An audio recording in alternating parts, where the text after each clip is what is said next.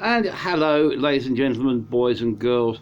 Welcome to another episode of the Druids Dozen. Yeah, we've made 41 episodes so far. Yeah, I'm enjoying doing these. And basically, my name's John. I'm a bit of a rock DJ. I've got a couple of radio shows. There's the Sunday Rock Show on BCFM Radio 93.2 FM in the Bristol, UK area. And also available on the internet worldwide via the Rock Radio Network, www.rock-radio.co.uk. And then there's the Rock Druid Show on astroradio.earth. Yeah, I'll put links to both shows where you can tune in should you require. Going to be down there on YouTube, over there on Facebook, and feel free to have a listen should you like. But anyway, these are kind of me raiding my considerable record collection, and I'm just going to be dragging out 12 albums sort of at random. I'm going to wave in front of the camera and chat about them. So without further ado, we shall kick off with our first offering of the day. And we're going to start a bit metal today. There we are, there's the front. This is Raising Fear by Armoured Saint from 1987. There's the front. There is the back.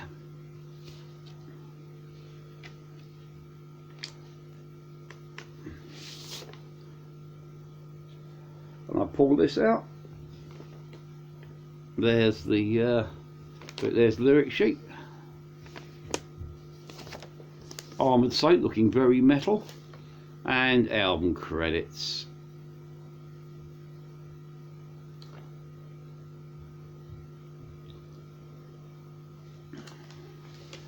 Yeah.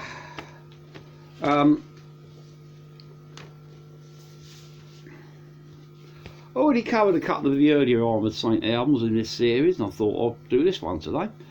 Yeah, Armoured Saint, if you don't know, US kind of metal band. Although they were kind of contemporaneous with the US glam scene and the US thrash scenes, they were neither. They were a little bit, sound-wise, more akin to what was going on in Britain with the new wave of British heavy metal and the power metal movement in Europe, rather than being out and out sort of like any sort of typical US kind of scene. You know, bands like these and Lizzie Borden fell into that kind of category.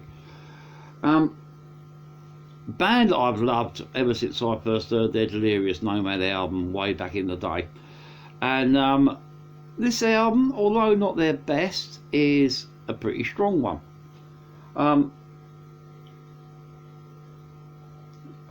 Got highlights on this include an interesting cover of Saturday Night Special, the Leonard Skinner classic.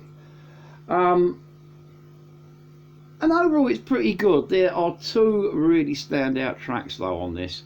The title cut, which is the opener, Rising Fear, and on the second side there's a cut called Book of Blood, which is kind of loosely based around the Clive Barker cycle of short stories. And overall both those tracks are brilliant, but Book of Blood is absolutely stormy, one of Armoured Saint's greatest. Yeah, performances on this album that are pretty hot. Now I can't remember, this is going to sound really bad, but I can't remember the guy's name. They had a guitarist that left the band for health reasons just before the recording of this album, who passed away not long after it was finished, and the follow-up album, Symbol of Salvation, is an album dedicated to him. But I can't remember who it was. But overall, the performances in here are great. I mean, John Bush has got to be one of the most underrated vocalists in metal. I weren't too keen of his work with Anthrax, I'll be honest with you, because I'm not really much of an Anthrax fan, but overall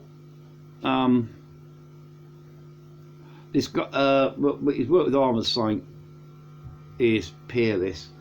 Dave Pritchard, who is the guitarist on here, great stuff. And also check out his is it DC6 or DC3, DC10. He's got some band called DC something, which are currently going on the side, which is quite good. Duck's Arse type rhythm section, I can tell you who they are just for completeness, of Joey Vera and Gonzo. Just really kind of sort of like good type, you know, unit. Yeah, like I said, I don't find this album quite as accessible as Delirious Nomad, but it's still damn fine, and I've got to credit the artwork as well. I mean, I love a good sort of like slightly insane cover, and a large armoured knight erupting from hell out of Los Angeles and destroying the Hollywood sign in the background there. You know, it's got to be worth a look at it. But anyway, yeah, kick off with this one, Armoured Saint, Rising Fear. Damn fine album. Not the best Armoured Saint album, but it's got to be up there in the top 5. Okay, next up we're going to have something brand new. As far as I'm aware, this has only just been released. Yeah, there's the front. This is Claws Out by Adam and the Hellcats, Bristol band. I'll tell you all about it in a minute. There's the back.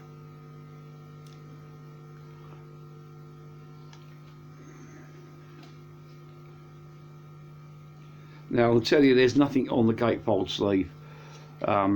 It's just a plain black centre there. A few brief notes and credits.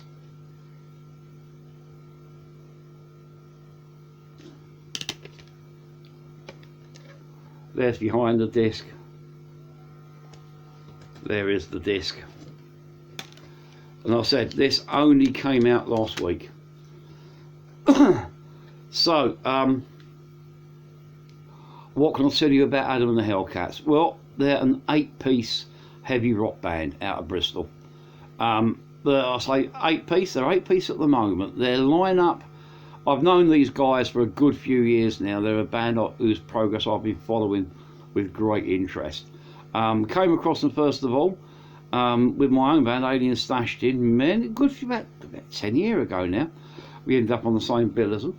And I've watched them go from being a fairly good local kind of band into something that's kind of very special. I always maintain at the moment that these are one of the best live bands in Bristol's produced ever.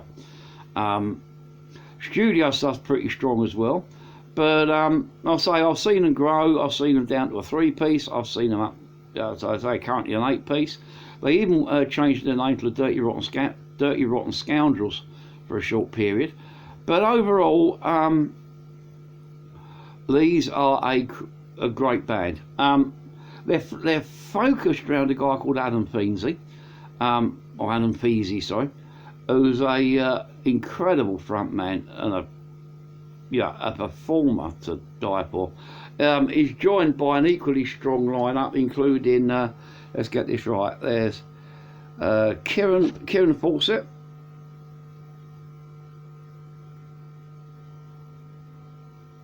Kieran Farrant, sorry, who's the dual vocals. He's got a male and a female vocalist, both of which have got great voices on them. And then there's Christine Ahalia, who's a generic backing vocalist. Don't mean generic, but she backs both of them, you know what I'm saying. There's twin guitars of Martin Woodman and Steve Gibbons. Stevie Lang on keyboards. They haven't got a bass player at this particular point, although they've, I think it was Adam played bass on here himself, and then they kind of, they do have a new bass player in whose name escapes me. And Tony Feasey, Adam's dad, on drums. Yeah, father and son unit as well, here. Now, musically, these guys are almost like a heavy rock show band. they've got they write some cracking tunes. I mean, on here, just going through a few highlights. That's all highlights to me. Start off, we go through. You got cover band. You know, no, no. I've known Adam and the Hellcats for a while, and Adam's a good mate of mine. And I'm not reviewing this album and giving it a good review because he is a mate. I'm giving this a good review because it deserves. Adam knows me that if I thought there was anything lacking about this record, I would tell him. I would tell you all straight. But anyway, cover band, which is one thing that I don't like, is cover bands and tribute bands. And you know, we've moaned about them when we met up quite, you know, for time immemorial. And yeah, there's a song about them on here. Other highlights: Welcome to the Madhouse. Adams has had a few mental health issues in his over the years, and you know, Welcome to the Madhouse is about his struggle with his mental health and how he's kind of come to terms with his various issues. And it's not knocking him off saying this. Is the guy is a legend the way he's coped with everything. Ballad of Mary Jane, which is talking about cannabis addiction. I know you're going, what? You know, yeah. With cannabis, it's not the chemical addiction; it's the psychological addiction that gets you, and it's about people that kind of had to, you know, although they enjoy a toke, they've had to give up because they sort of like becoming dependent. House of Straw, Cider Time, which is a song dedicated to the Bristol cider scene. Those of you that don't know, Bristol in the UK, massive cider town. Cider's the most popular drink around here, and you know, there's loads of fantastic craft ciders that will get you very drunk. My favourite is Old Rosie. There again, Black Rat's quite good as well. Yeah, Black Rat cider and Bath ales, great stuff. But anyway, yeah, it's a song dedicated to drinking cider. Starlight, the closer, a fantastic ballad about bereavement. It's yeah, overall this album is very, very strong. The production, it's self-produced, so the production's not, it's not Abbey Road quality, put it that way, but it's not unlistenable. It's rough around the edges, and I got a feeling though that, you know, there was a danger with a band like Adam and the Hellcats that if you give them too much production, you can over polish and remove the fire. And believe me, the last thing you want to remove from this band is their fire and attack. It's just so there's 14 tracks on here, from the opener She's a Vampire to the aforementioned Starlight Closer. Everyone's fantastic, everyone's in your face. It's offensive at times, but on the other hand, some of the songs are very thought-provoking and you know, ask questions that you've got to ask yourself, kind of thing.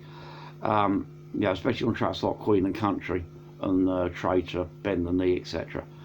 It's you know, and I like it's a mature approach to lyric writing, wrapped up in a very fun sort of like heavy rock album. Adam's vocal approach himself is what he almost raps in places, which is a very pleasant, not surprise because I've seen him live, but quite a few times, but a very sort of different approach as well. So overall, look out for these guys. I'm not going to say they're going to be huge, but one of these bands that's got cult sensation written all over them. They're already a big cult draw in Bristol, and when the rest of the UK or the world gets to hear them, I think that cult's just going to spread. Watch out for these guys. They've got they're doing some work with the Girls' School guitarist over the summer, and a few dates with the Wild Hearts. So I hope I'm allowed to say that. Well, I've said it anyway. Not that a vast number of people watch this, but anyway, keep an eye out for Adam and the Hellcats on the road. Buy the album, go see them live, join the cult. Adam and the Hellcats, brand new, claws out. Okay, next up, I think I'll have a bit of Hawkwind.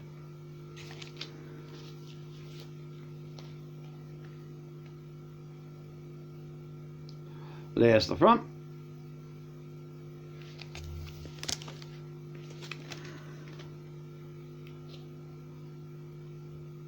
There's the back. This is, of course, Hawkwind's 1982 album, Choose Your Masques.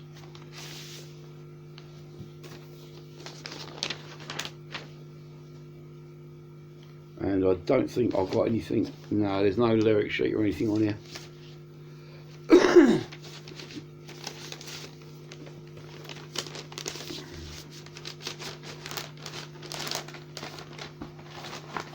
Although,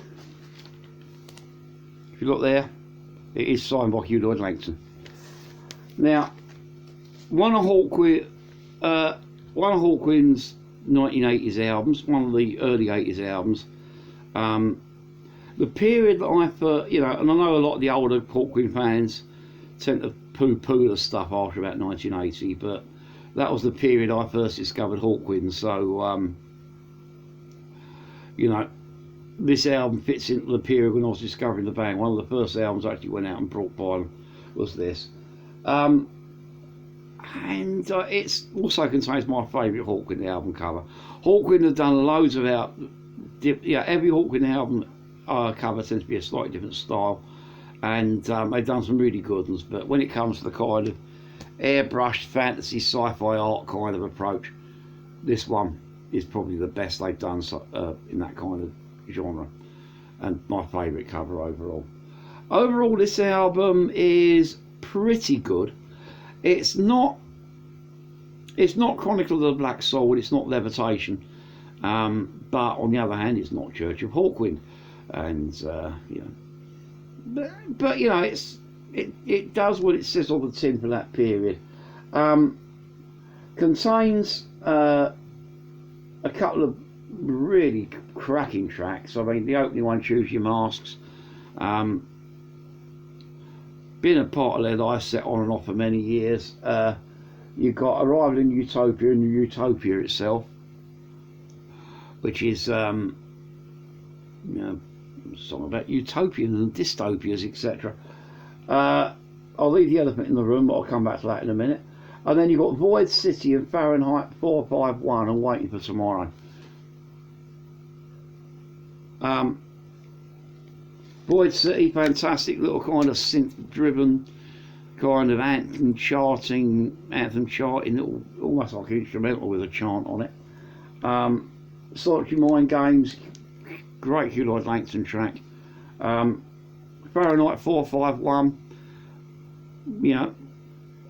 song about the Ray Bradbury novel about burning books, etc. And then Waiting for Tomorrow, another Hugh Lloyd Langston pen track at the end, which is Waiting for Tomorrow. It's a great track. Elephant in the Room, in my opinion, is a rather needless re-recording of Silver Machine. This was the first example of Dave Brock doing this, and it's something that's driven me away from Hawkwind, because he tends to kind of like to maintain copyright over everything, and has a habit of kind of re-recording songs. And it doesn't matter on here because he did co-write it with Robert Calvert, and it's credited as such. But there's been cases of, especially Nick Turner pen stuff, being re-recorded where he has kind of changed 2-3 words in the lyrics and then claimed it's a new song, and taken away writing credit from the likes of Nick Turner, etc. So all part of the horrible mess that's Hawkwind's internal politics. And as a Hawkwind fan, it saddens me to see it that way. But anyway, this album is overall damn fine. The lineup on here is, get this right, it's Dave Brock on guitar and keyboards, Harvey Bainbridge on bass, vocals and keyboards, Hugh Lloyd Langston on guitars, and Martin Griffiths on drums, joined by Nick Turner, Ian Holm, Pascal Brock and Dr. Technical. I think they're Synth Tech, or who sort of like does some work with Hawkwind and various solo projects as well. Good album. It's got, like I say, because it's the Hugh Lloyd Langston period, it's more guitar led, but it's still nice and tight. It's still kind of very impressive. So yeah, it's one that's worth checking out. So Hawkwind, Choose Your Masques, 1982. Okay, we'll move on to another bit of a metal classic now. Here we go. Master of Puppets by Metallica, 1985. This is obviously a CD repress. There's the front. There's the back.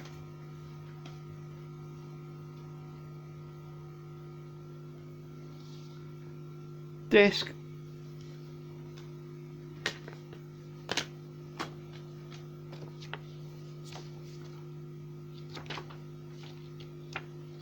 Booklet, which if I remember rightly is very similar to or an adapted version of what came on the album sleeve, inner sleeve.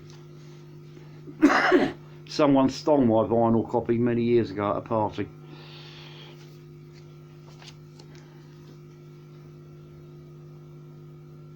The annoying thing was they took the disc and not the sleeve. Yeah. Anyway, Metallica's third album, the last one to feature Cliff Burton on bass, and in my opinion the last Metallica album worth listening to. After this I've not really got into what they've done at all. But anyway, this album probably marks the peak of Metallica's career in my opinion. Don't get me wrong, the first two albums I quite like, you know, actually rather like them, I really like. You know, this album is where they managed to get that kind of raw naivety together with a little bit of kind of just enough polish. That's what I'm trying to say, production wise. The polish is just right. They are not taking it. They have yet to disappear up their own ego. Their egos are yet to run away with them and get them convinced that they're the greatest band on earth. You know, maybe this was the album that partly did it, and the publicity around the death of Cliff Burton that drove them that way. But overall, they've yet to kind of top the first three albums, and this one in particular. There's some cracking tracks on here. There's the legendary Battery, Master of Puppets, The Things That Shouldn't Be, Welcome Home, Sanatorium, Disposable Heroes, Leper Messiah, The Extended Instrumental of Orion, and Damage Incorporated. Everyone's a bit of a classic.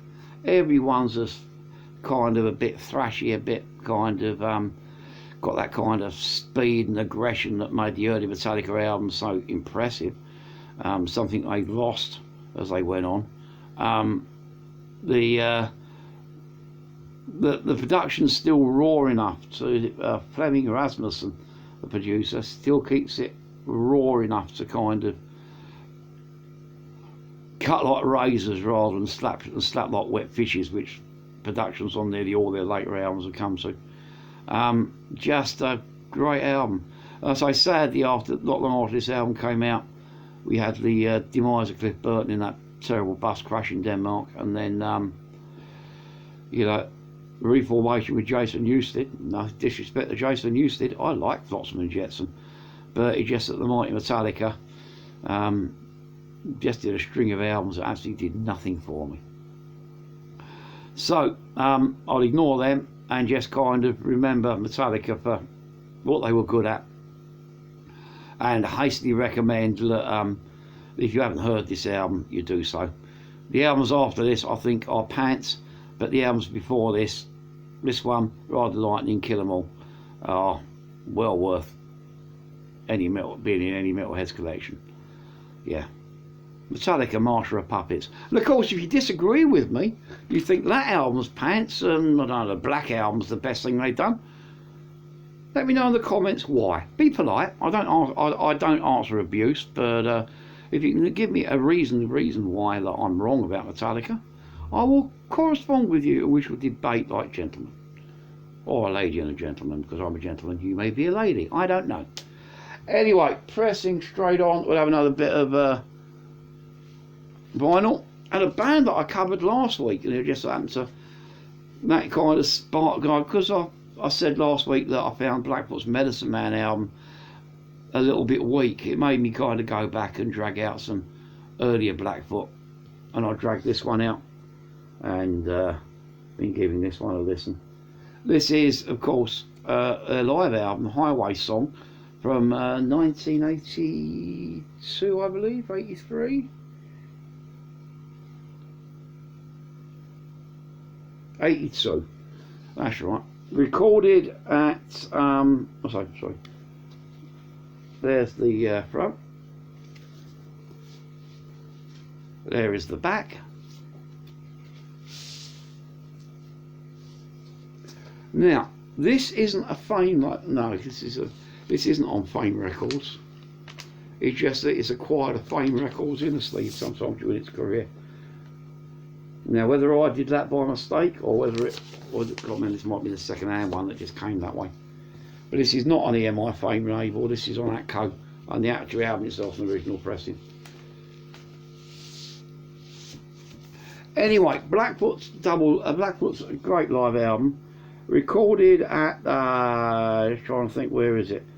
It's at the Edinburgh Playhouse and the Geordies Club in Newcastle on their UK 1981 UK tour, early 82, something like that. Anyway, great album, absolutely storming live performance from a band that's kind of top of their form. If you don't know and you missed last week's show, Blackfoot, they're kind of southern rock, southern boogie, whatever you want to call it.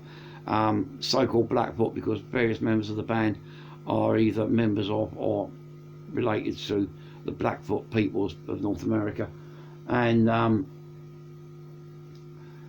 you know, lyrically they do a lot of sort of songs about, you know, kind of Native American culture and repression and that. Anyway, this album is a pretty damn fine record. From the opening track, Gimme, Gimme, Gimme, and no, not A Man After Midnight, it's one of their songs. It just goes on from there. Every Man Should Know Queenie. Great sort of like air punchy rock and roll anthem. Good Morning, Dry Country, with a fantastic piece of slide guitar work on it. You've got Every Man, Trouble in Mind, and then coming towards the end you've got two cracking tracks, Train Train and then Highway Song. It's an unwritten rule, if you're in a southern rock band you've got to have a extended track that starts out fairly quiet and goes into a massive double or triple guitar workout at the end. Blackfoot's his Highway Song, and it's a cracking song about highways, basically. Nice sort of like load of Geordies chanting Hoila Lads at the end, which is actually long enough to become a separate track in its own right. Just kind of rounds up what this album is about. It's fun, it's great, the music's tight. This is the classic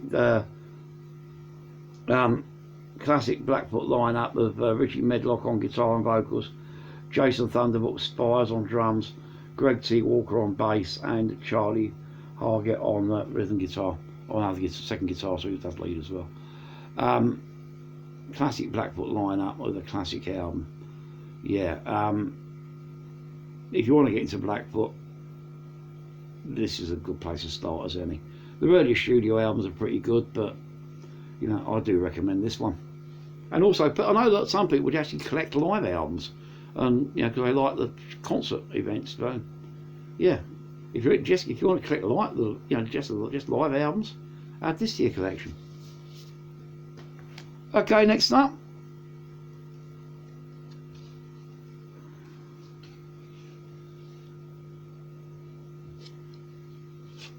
we'll have this.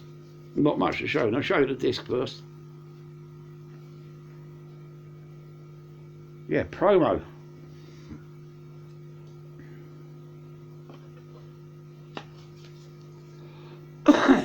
Anyway, there's the front with promo copy only, slapped right across it. And this is Out of the Darkness by Sacred Mother Tongue from, I do think this is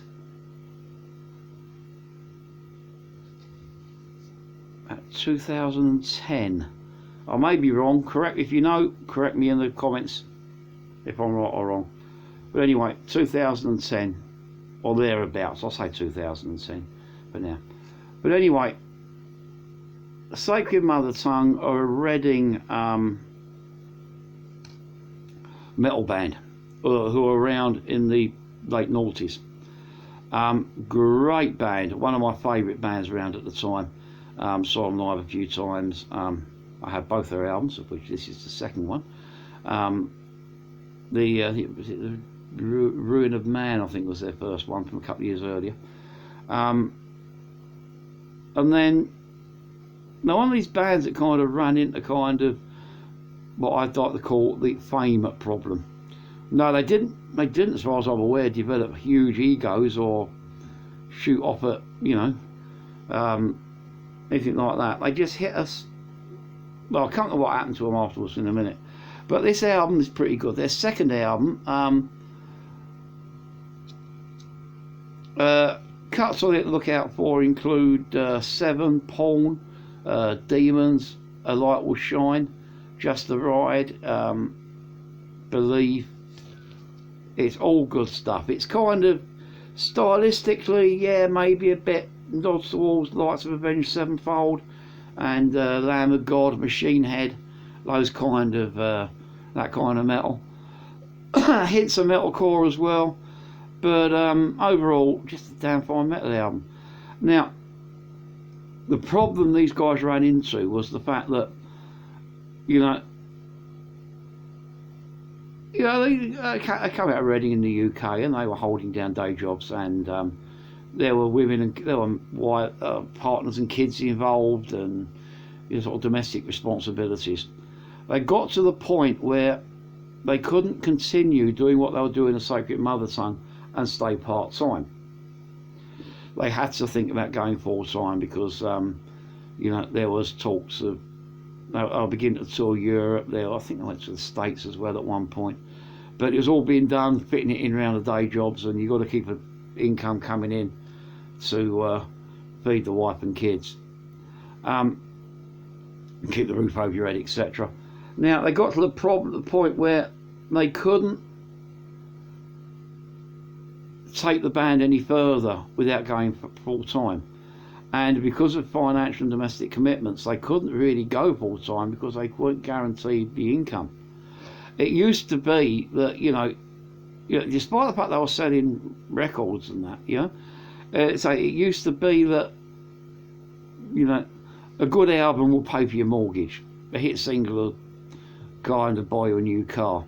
These days, you make bugger all money out of your records. It's, you know, Napster and Pirate Bay and all you bloody bootleg illegal downloaders that have done that. You know, you can't make a living out of music unless you're gigging like crazy. And yeah, and believe me, income from gigging is not guaranteed. It's a gamble, and it was a gamble that I can understand why members of Sacred Mother Tongue weren't prepared to take. So not long after this album came out in a short British tour, they called it quits. Guitarist Andy James, who is an incredible player, absolute shred and whittle master,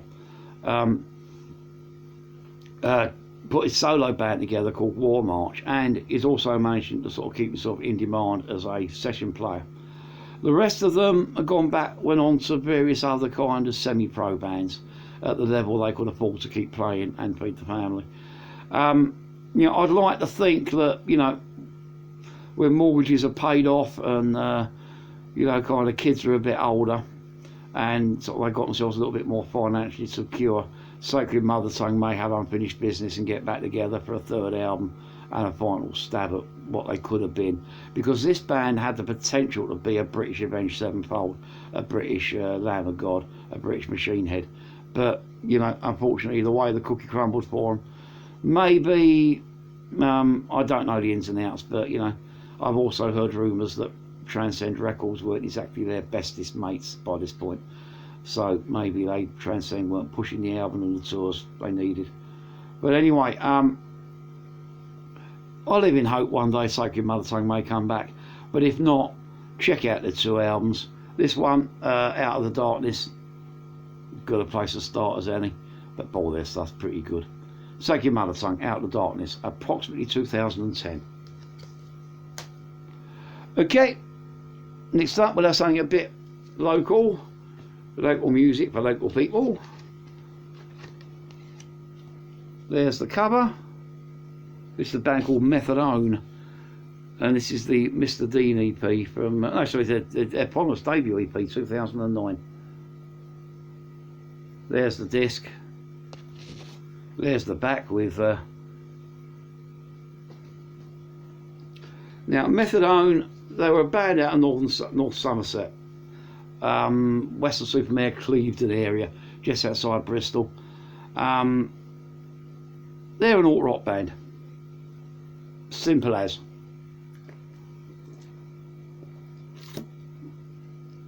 Or rather, they were an alt rock band because they called it quits a while back.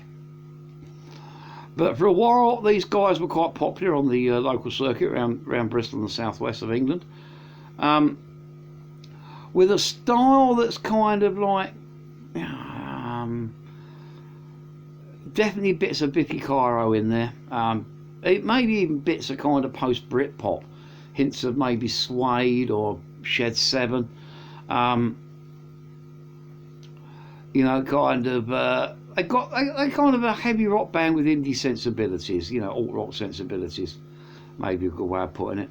They were a great live band, nice blokes as well, 4-piece if I remember rightly. I can't remember who's in it, and there's no details in here. Again, they're one of these bands that I came across with my alien Stashtin hat on. We ended up on the bill with them a couple of times, and you know, then that kind of fed into getting them on the radio, etc.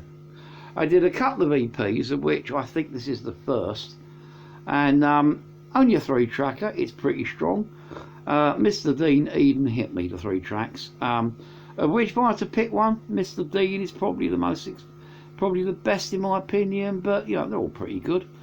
They're fun. They're tight. They're kind of right, half decent tune. The production on this isn't too bad, and overall, you know, it's still a band that I kind of drag out every so often when I'm decided to go and explore some of my lesser known parts of my record collection, and give this one a spin. I've got at least one, maybe 2 other EPs by these as well.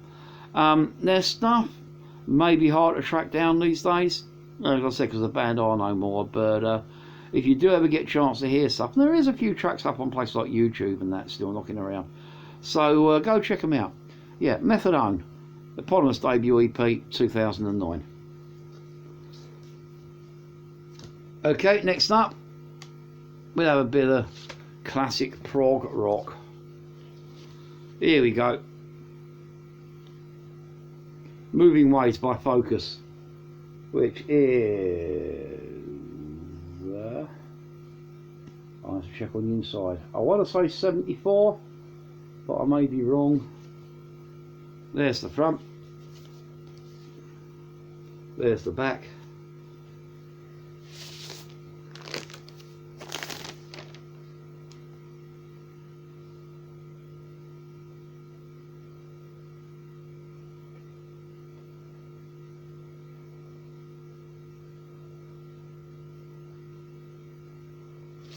And do you know it hasn't got a year?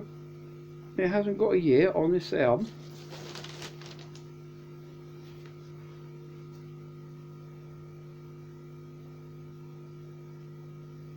No, it doesn't. We'll say 73, 74, round about then. Now, I've got a sad confession to make. This is at the moment, when I was going through, I suddenly realised this is the only Focus album in my collection. You know, I have something which I intend to rectify over the next couple of weeks, because you know, I do love this album, and I'm just shocked that, you know, I've not owned more Focus material. But anyway, this is probably Focus's best known album. This is the one that's got Hocus Pocus on it. You know, the fantastic piece of guitar riff with the dancing gnomes and the yodeling and all that kind of thing. Just one of the classic tracks. A classic to the point where it's almost on the band list at BCFM. I only play it on very special occasions because it's one of these tracks that everyone's heard of. Focus have done some damn fine music. So you know, why focus on Hocus Pocus and Sylvia? But anyway, that just lays out the stall for what is overall a rather fine album. The first side of this album continues with La Clochard, which is a very short little kind of Jan Ackerman Pendacoustic guitar number. Then there's Janice, Moving Waves itself, and then Focus 2. Another instrumental track at the end. Then you turn it over, and this is where this album comes into its own. I mean, forget the well-known Hocus Pocus. The second side is a epic track, 22.5 minutes long, called Eruption. It's in 5 major parts, all of which are subdivided into 2 or 3 other smaller sections, written by the band themselves and assembled by Thijs van Leer into a coherent whole. It is just a stunning piece of music. Sadly, at 22 minutes, it's not one that I can really play on the radio much. Sometimes over Christmas I'll drag it out onto a pre-recorded Christmas special because you know, makes it quicker for me to do the show and exposes a classic piece of music.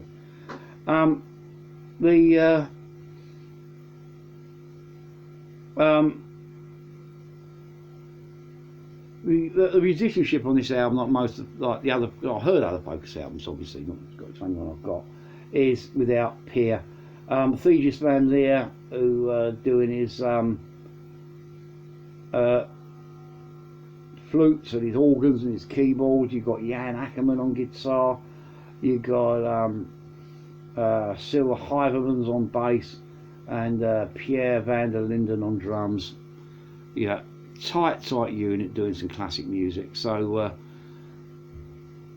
just making for a great album. So yeah, Focus, Moving Waves, round about 1973.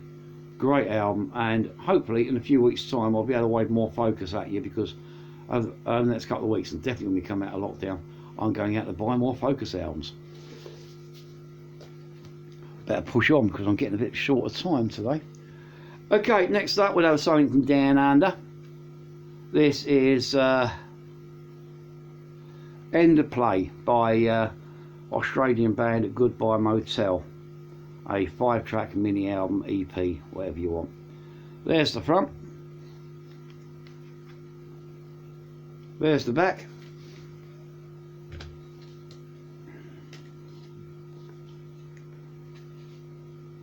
There's the inlay card laid out.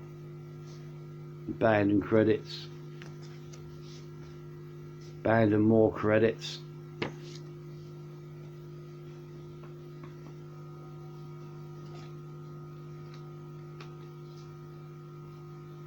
Disc, and what's behind the disc.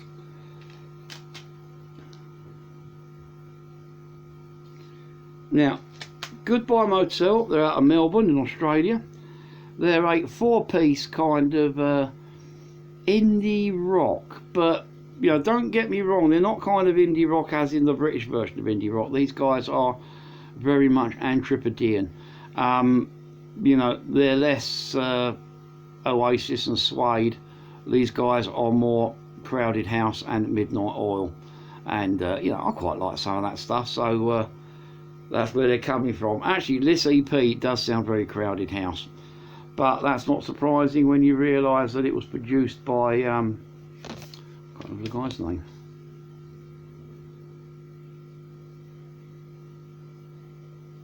Kaluj Tortula, who's the basically the guy, the genius producer that gave us all those classic Crowded House albums like Woodface, and I believe he did work with Midnight Oil as well. So, you know, Not only are these guys batting off that wicket, they're also using the same type of bat to deliver their balls. You know, cricketing term, I think, because Aussies like cricket. But anyway, pretty good album. I've got to admit, I hadn't played this for several years until I dragged this out the rack earlier in the week and started giving it a listen through, and I was rediscovering it. I was really impressed. Like I said, it's got that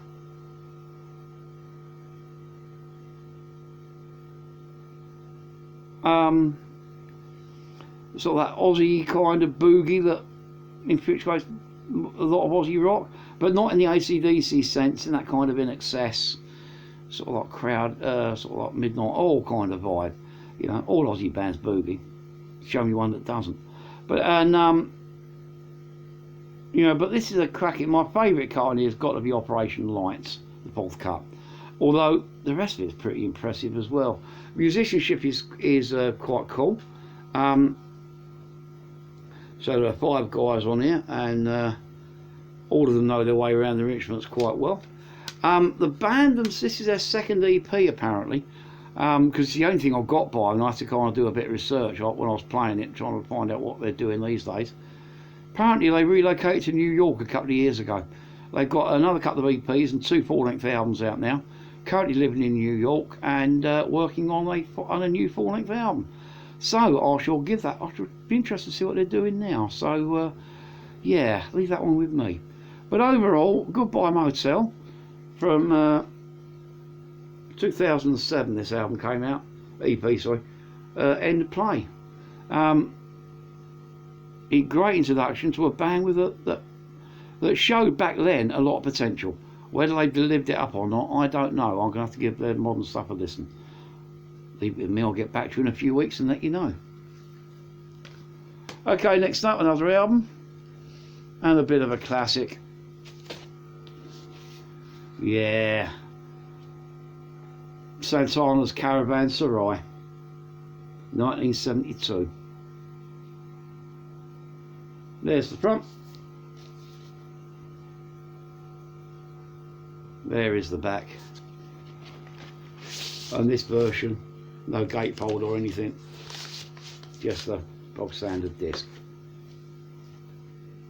Give me a second.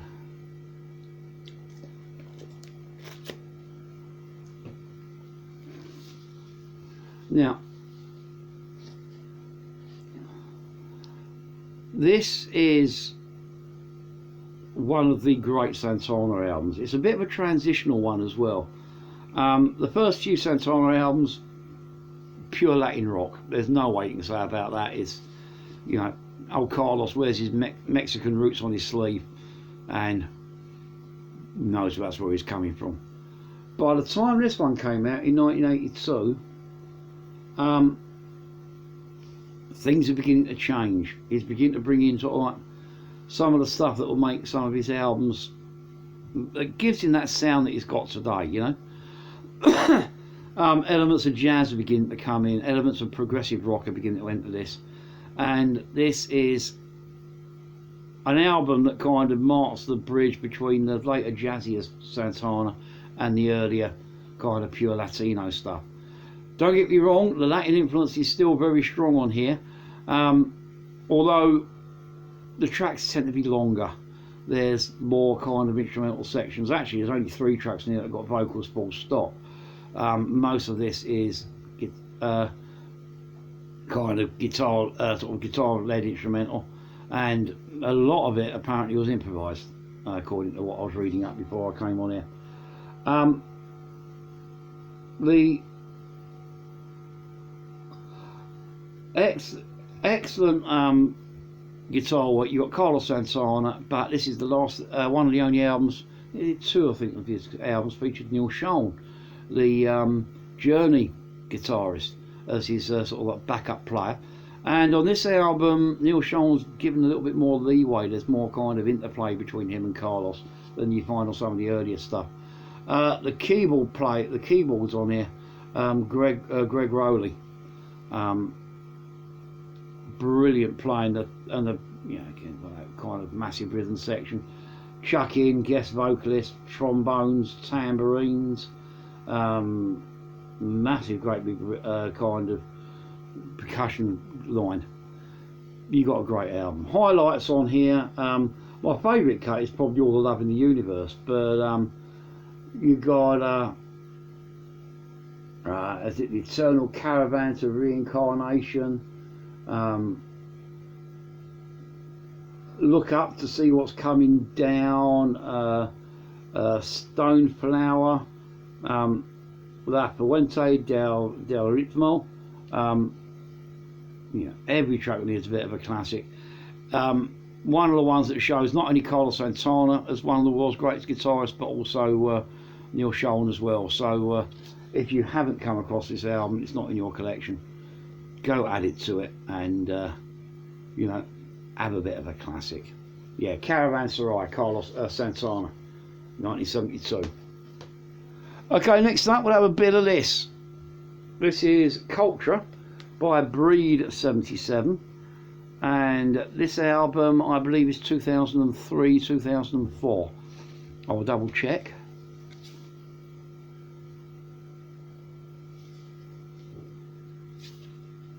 Anyway, there's the front, there is the back, behind the disc there is the disc,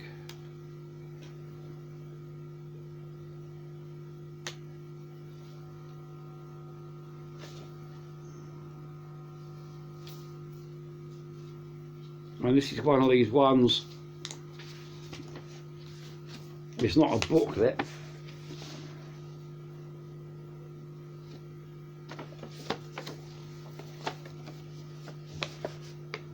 folds that into a poster, and then if you flip it over you do get a booklet, which is kind of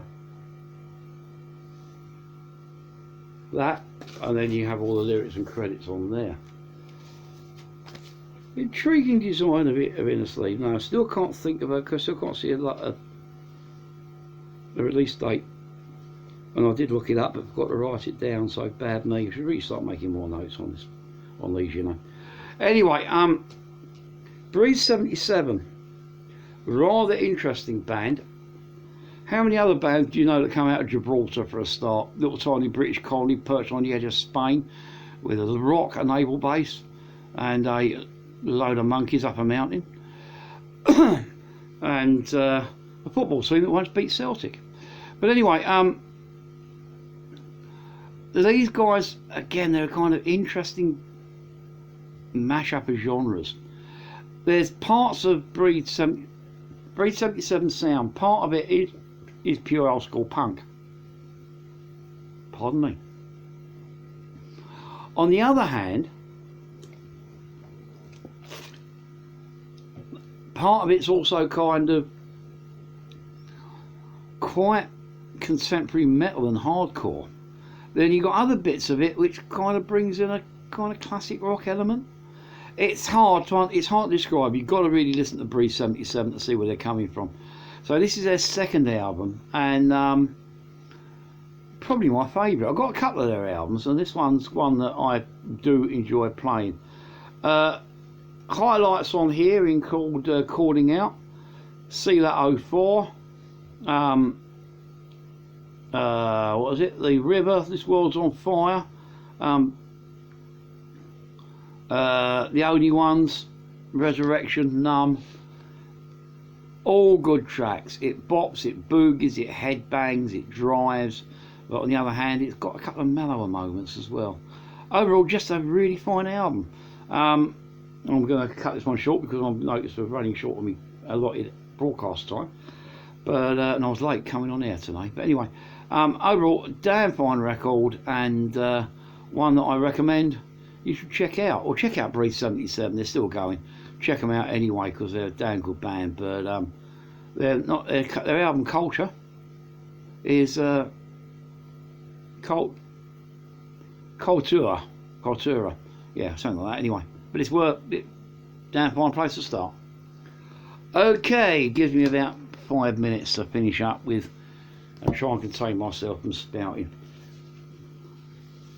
We got this from 1983. This is Declaration by the Alarm. There is the front.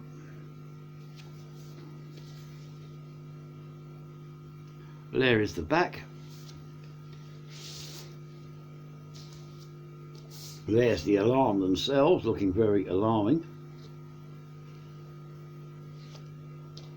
Lyrics.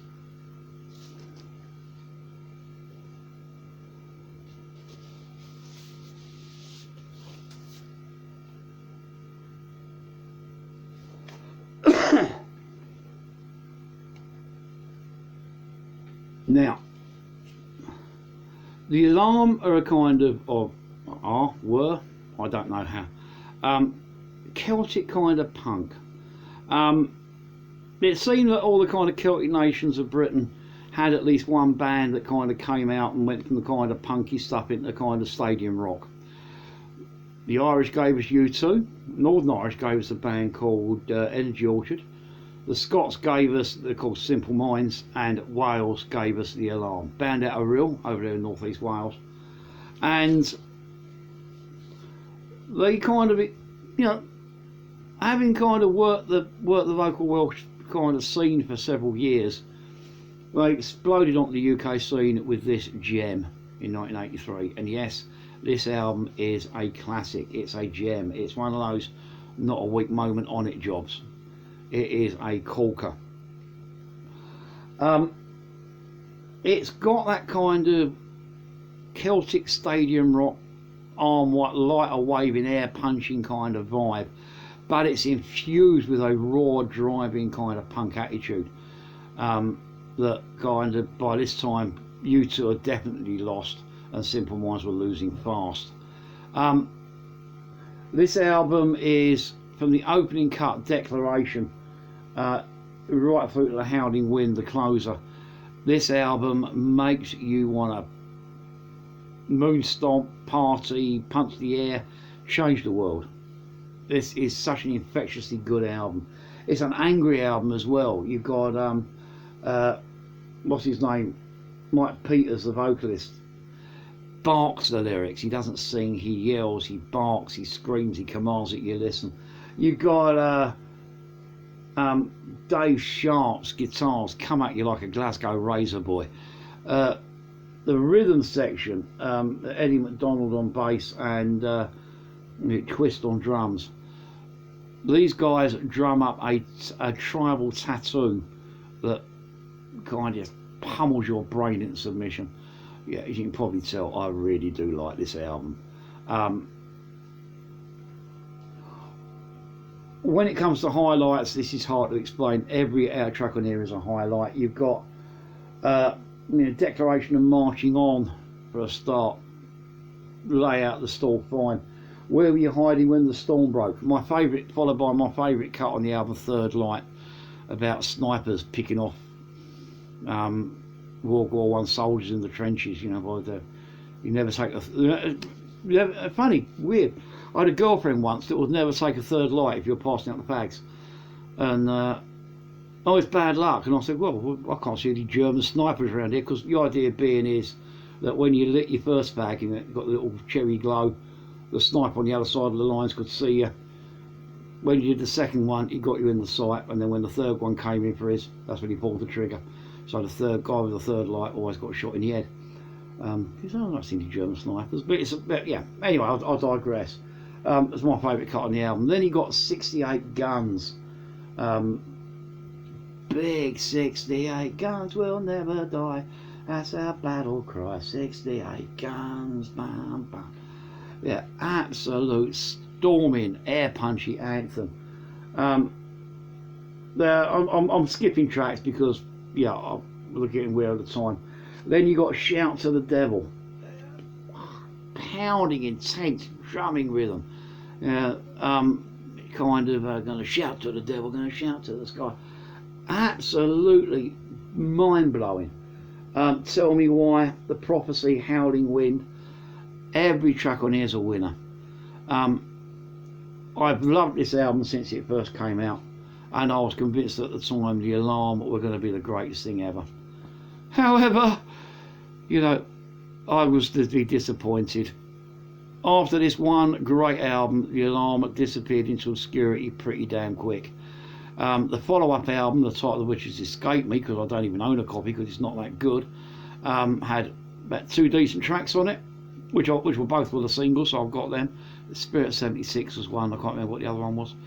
And then after that, their 3rd album was just forgettable. The 4th album, they started mucking about with male voice choirs, etc., and singing, you know, songs like New South Wales, etc. Which, you know, I'm not against male voice choirs. I find a male voice choir an intriguing sound to listen to. But when they're kind of got the Alarm kind of almost kind of taking on their Welshness to the point where they're pinning links to their chests and going yakky-dar to everybody, you know,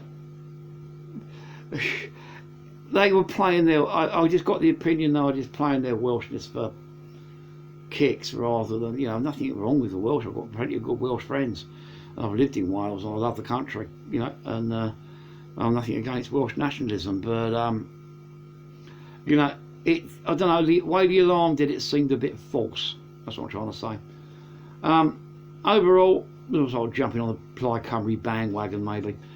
But whatever they did after this, and they almost are still going, they will never, ever, ever top the masterpiece that is Declaration for 1983.